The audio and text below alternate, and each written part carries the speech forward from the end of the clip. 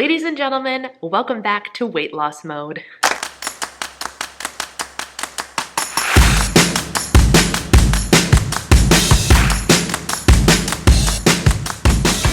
Hello my friend, welcome back to my channel for a very long time coming and video that I'm very excited about. It is all about me switching back into weight loss mode after a period of time on maintenance mode. Today, the day you're seeing this video, is February 1st and it is day 1 of my 9-week cut. This means that after a period of time in maintenance mode, it has been since about mid-October that I started my reverse diet, if you'll recall. I reversed up to maintenance mode and I've been hanging out and sitting pretty, eating about 2,100 calories, give or take, every day since then instead of weight loss calories. This was the first intentional break from dieting that I have ever taken since the start of my weight loss journey. Don't get me wrong, there have been plenty of times where I was off the wagon, so to speak, and eating more calories than necessary, but it's never been an intentional, hey, let me stop weight loss and just maintain my weight for a little while regardless of what the scale says. I've never done that.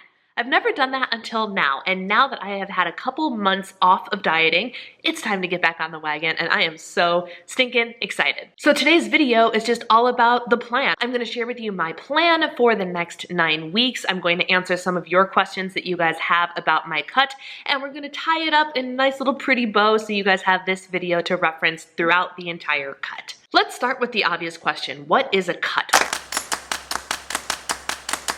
When I say cut, what am I talking about? In terms of caloric intake, you could do one of 3 things at any given time. You could either be in maintenance calories or maintenance mode, which means you are taking in as many calories as you are burning and thus your weight isn't really changing. You can be in a bulk, which means you are eating a calorie surplus or more calories than your body needs to burn in a day, which means you will be gaining weight in some way, shape, or form. It could be in the form of fat, or if you are lifting heavy weights and training hard, you will be gaining muscle. Or the third option is you are in a cut, which means you are eating less calories than your body needs, and the result will be fat loss and weight loss. So for me, I am going to be in a cut period for about 9 weeks. The cut starts today, February 1st, and ends on Easter Sunday. Now for some of you, you may be like, well, why did you put an end day on it? Are you gonna hit your goal weight by then? Probably not. Let's be honest here. I'm not going to hit my goal weight by then, but this is the goal of this new cut.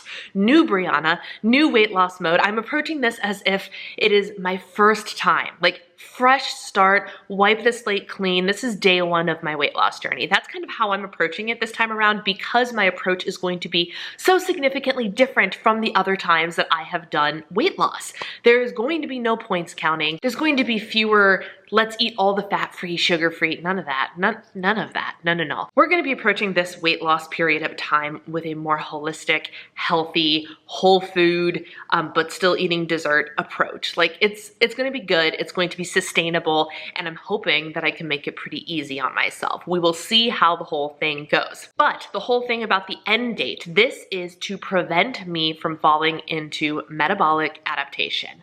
What is metabolic adaptation, you might ask? Let me explain. Metabolic adaptation is what happens when your body learns how to adjust to the amount of calories you are eating. This means that it kind of understands if you're eating 1,200 calories, it can go, oh, I need to turn my metabolism down because this person is only feeding me 1,200 calories a day. Metabolic adaptation happens over time, and it's literally your metabolism adapting to what it is you feed it. A lot of people mistake their plateau or their stall or whatever the case may be for metabolic adaptation. They like to go, oh, maybe I just need to cut more calories. And before you know it, you're cutting and then your metabolism's adapting. So you cut a little bit more and your metabolism adapts. So you cut a little bit more. You're essentially putting out the fire that is your metabolism. And the whole purpose of me taking a diet break and reverse dieting and hanging out in maintenance mode, I wanted to throw kindling back on that fire. I wanted to turn the thermostat back up on my metabolism. So now my metabolism understands, oh, she's eating like 2,000 plus calories a day. Happy day.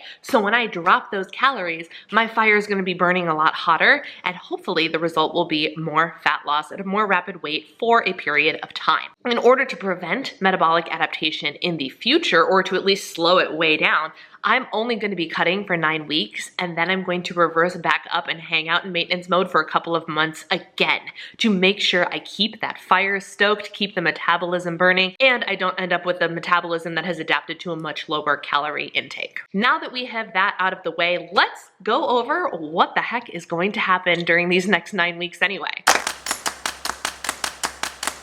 First, let's talk about food and the plan and all that jazz. I will be following iTrackbites calorie command plan with the macronutrient secondary metric turned on.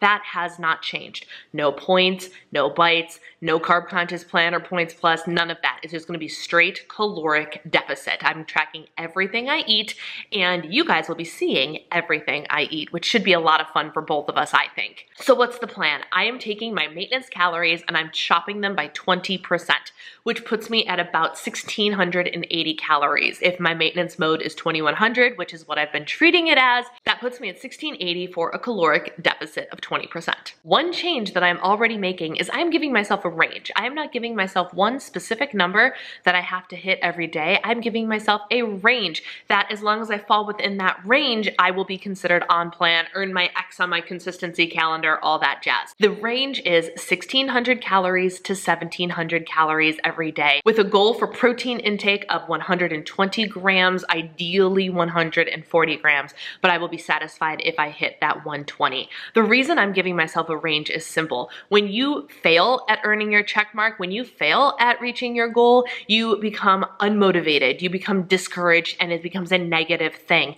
By giving myself a range, it kind of broadens the spectrum a little bit and makes it easier for me to earn my X, to earn my check mark every day, and thus achieving my goals makes me more motivated to continue to achieve the goals. It's simple psychology, and so that's what I'm doing. 1,600 to 1,700 calories a day, 120 to 140 grams of protein a day. I'm going to be mindful of my other two macros, but right now I'm not going to be super specific about what those numbers are going to be. I have an idea of where I want them to fall. My tracker has an idea of where I want them to fall, so I can look at that, but as long as I'm getting calories and protein first, that's top priority. I will consider the day a job well done if I hit those goals. Now, I'm going to take the range thing one step further, and I'm actually going to keep a cumulative log of how many calories I have consumed within the week.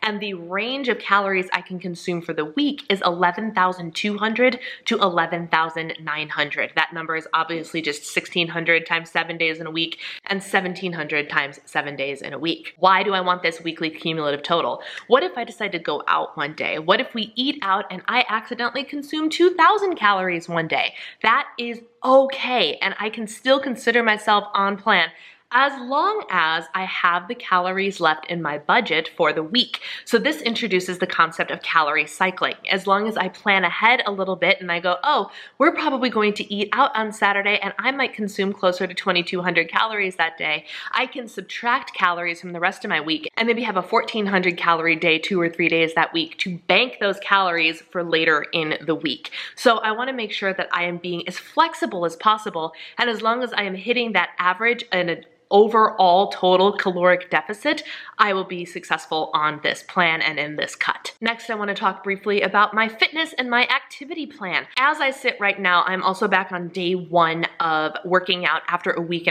break. I have been experiencing massive fatigue while here in Florida, and I have been experiencing a lot of shoulder and neck pain. And thanks to you, the community, and to my family, everybody kind of convinced me maybe it's time to take just a break, just a little break from Lift 4 and the intense workouts and all that. So I did.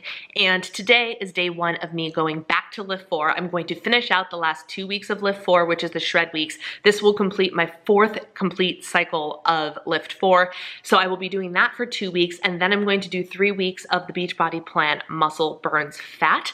And then where we go from there, I don't know. I'm not entirely sure, but that's 5 of the 9 weeks already planned out. Somewhere in this cut, it is very likely that we will be transitioning from Florida. As you can tell, I'm in a different place. We'll be transitioning from Florida back to Minnesota. Here's the thing. We don't know when that's happening. We don't have an exact date in mind. We have an idea, but maybe we extend, maybe we go earlier, who the heck knows. So I have to leave room for transition and travel and all of the chaos that that brings, and that's okay. because I have backup plans. Backup plans are very, very important. So even if I can't do my Beachbody workouts or I have to take another break off of the Beachbody workouts, I have backup plans to make sure that I still get the amount of activity that I require. Therefore, I need to be able to get my 10,000 steps in a day, 40 minutes of either exercise or intentional movement. It could be going for a walk, it could be doing yoga. I need to have intentional movement and 10,000 steps a day at minimum every day, even on Sundays. So Sundays will be intentional movement, but not necessarily a workout. Although on Muscle Burns Fat, that's 7 days a week. So Sunday will have a workout at some point. You will see in my February goals, I have a couple of fitness related goals that will help it'll help ensure that I do these 10,000 step things and get more activity moving. Why is the activity important? Obviously, you guys know that exercise makes you burn more calories and helps you get fitter. And so throwing extra activity on top of the caloric deficit should help increase the caloric deficit and the results during my 9-week cut period. But more than just the working out, I want to make sure I increase my NEAT, my non-exercise activity thermogenesis, because believe it or not, your NEAT is actually more impactful to your activity level and your calorie burn and thus your weight and fat loss than your actual working out. If you work out heavily for an hour and then sit and do nothing the rest of the day, it's not nearly as effective as working out a couple days a week, but making sure you are active throughout the day, every day. That's going to have a bigger impact on your calorie burn, your overall health and fitness, and everything. So that being said, I'm using a combination of both exercise and NEAT to create a heavier calorie deficit during my cut. One other element of the cut, one more piece of the puzzle, is actually going to be Lent. The season of Lent is a Christian season starting on Ash Wednesday and leading up to Easter Sunday, which conveniently is the last day of my cut. I'm done on Easter Sunday, which is amazing. And I love the Lenten season. It is a season of reflection. It is a season of sacrifice. And a lot of people give things up for Lent. And I'm one of those people that likes to do that. I love this extra disciplinary practice, this spiritual discipline that can be tied into physical and mental disciplines as well. So I plan on taking full advantage of the Lenten season to help guide me through this cut period and these sacrificial things I'm going to do. I haven't decided all of them yet. I'm going to be giving up sleep, meaning I'm going to not hit the snooze button. I'm giving up the snooze button and I'm going to set my alarm for half an hour earlier every day, which shouldn't be too alarming. People are going to be like, oh no, you're not going to get enough sleep. I will. I've been oversleeping here in Florida. So I'm going to set my alarm for probably 7 o'clock on weekdays, 8 o'clock on the weekends, and I'm going to get up when my alarm goes off. And so that is going to be a sacrifice for me, and that will also help me get the ball rolling, get the day rolling faster and better and more efficiently and productively, which will just overall not only help me in my cut and everything, but just help me in life and work and everything. There will be some other things that involve Lent that I haven't quite decided on. You'll have to subscribe and watch my vlogs because I'm sure I'll talk about it as I vlog throughout the weeks, and we'll see what happens. I don't know if I'm going to give up a specific food or maybe give up snacking or maybe only like one sweet treat a day. That might be what I do, like one sweet treat a day. We'll see what happens. I'll keep you guys posted. So that is basically the whole shebang. I will be starting my cut today, February 1st. It will run through Easter. And then regardless of what the scale says, I will reverse diet back up to maintenance mode. And then I have one other scheduled cut in 2021. One thing I forgot to mention, something that is now going to be an extra motivator, is we finally rebooked the cruise we were supposed to take in March of 2020. Remember that? Remember when I was supposed to get away from the winter and go on a cruise and instead COVID hit and we didn't get to go, and how sad I was about that? We finally rebooked that sucker for May of 2022. So your girl has some time. But for me, that's super motivating because I know that I want to be in the best shape that I possibly can be in for that cruise, for aesthetic and photographic purposes, of course, but also so I can have an easier and more fun time adventuring with the rest of the crew on shore excursions and things like that. So I have that cruise to help motivate me throughout the entire year and even into 2022, which is a huge blessing and something I'm really looking forward to using. So again, sorry I got distracted. To recap, February 1st through Easter Sunday is my cut period, regardless of what the scale says. 5 pounds down, 10 pounds down, 25 pounds down, it does not matter. On Easter Sunday, I am done and I'm reverse dieting back up to maintenance mode to cut again later in the year. My calorie intake plan is 1,600 to 1,700 calories. I do have my iTrackbites tracker set to 1,600 calories, so I can go into the negative up to 100 calories, but that's just kind of to make sure that I'm aware of what I'm doing. I can see the numbers, and as it gets smaller and smaller, I can go, oh, I only have 100 calories left. Okay, good to know. So I have my tracker set at the minimum number of calories, not the maximum number of calories, to help me mentally. This also looks like 11,200 calories to 11,900 calories a week, and I can use calorie cycling to make sure I can have restaurant indulgences and treats throughout the week as well. My fitness plan is going to be not only to continue Beachbody workouts, which looks like the last 2 weeks of Lift 4, followed by Muscle Burns Fat, a new program from Beachbody, but increasing my non-exercise activity thermogenesis by increasing the number of steps and just overall general activity to keep the calorie burn a little higher. Now, I want to take a couple of minutes and answer your questions. I asked on Instagram the other day if you guys had any questions for me about my cut, and anything that I haven't already talked about, I will talk about now. How long do you maintain for and cut for, and how often do you cut? You want to be in maintenance most of the time. Most of the time you want to be in maintenance.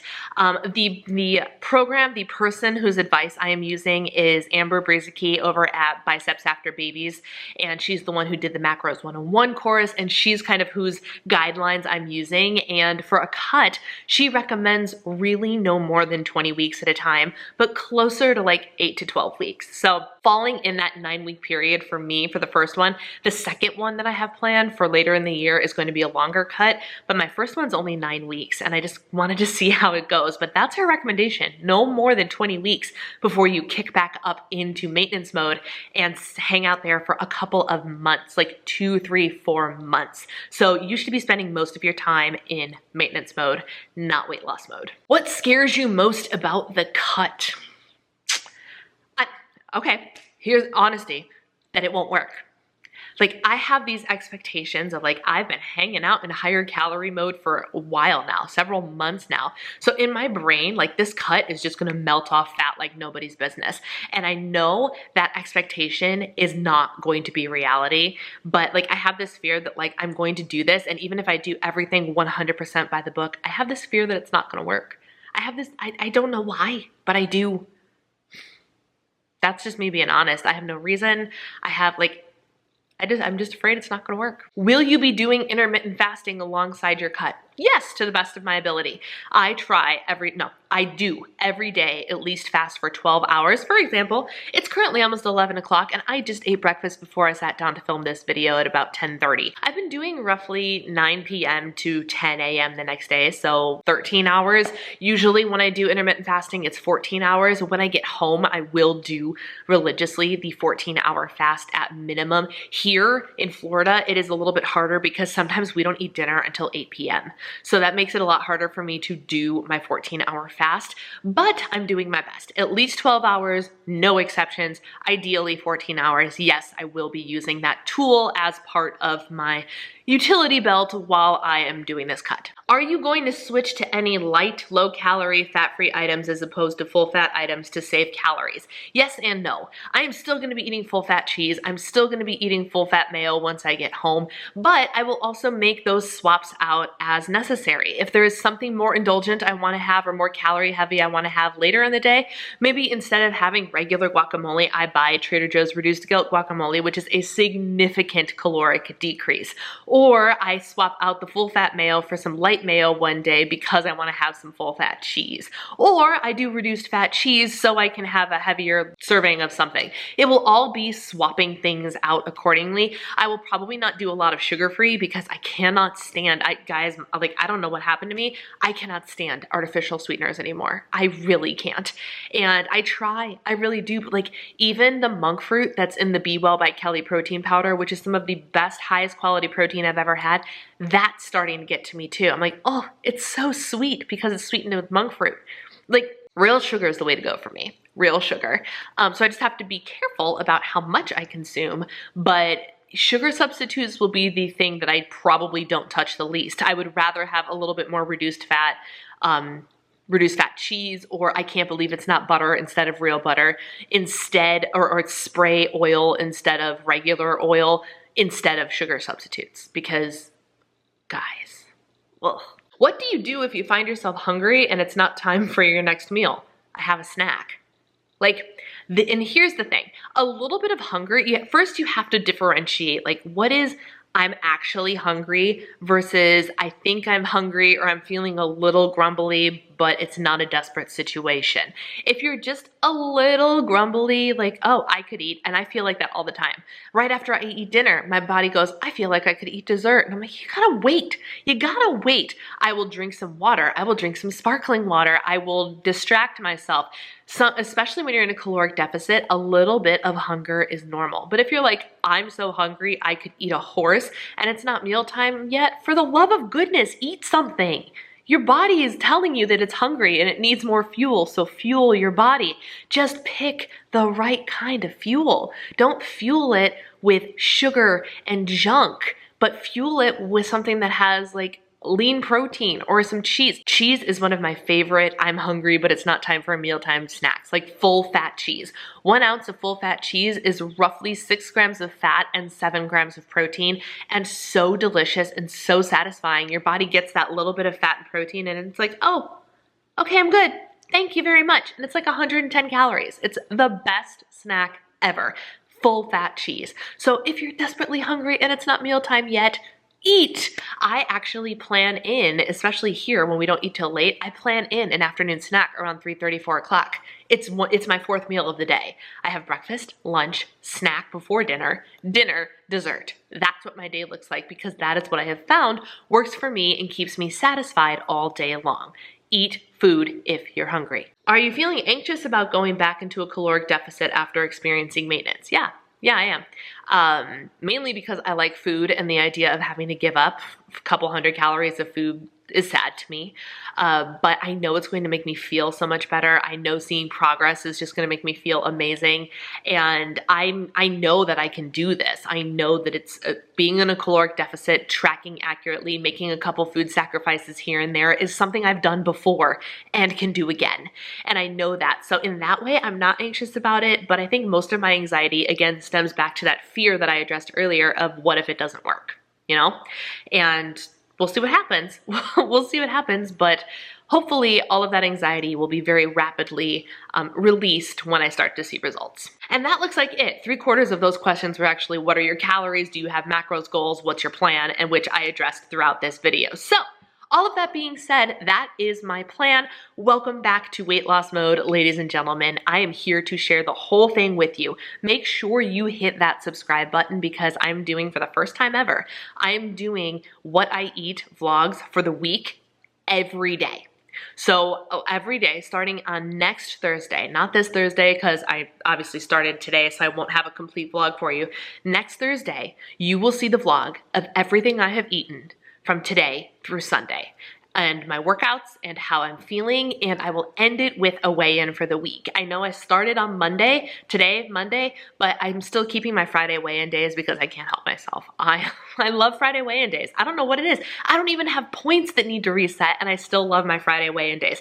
But what I'm also going to be doing is weighing daily, because I want to be able to take an average. Because what if weigh-in day I happen to be up 2 pounds, but the day before I was down 3? I want to make sure I have that average so I can really get a good idea of what's happening in my body, and not depending on one day's weight fluctuation to dictate the results for the entire week. So I will be weighing in daily, and I will be giving you a weekly weigh-in at the end of every single vlog. And from the next 9 weeks, you will be getting a vlog on Thursdays of my previous week. Everything I've eaten, calorie counts, protein counts, how I'm feeling, everything.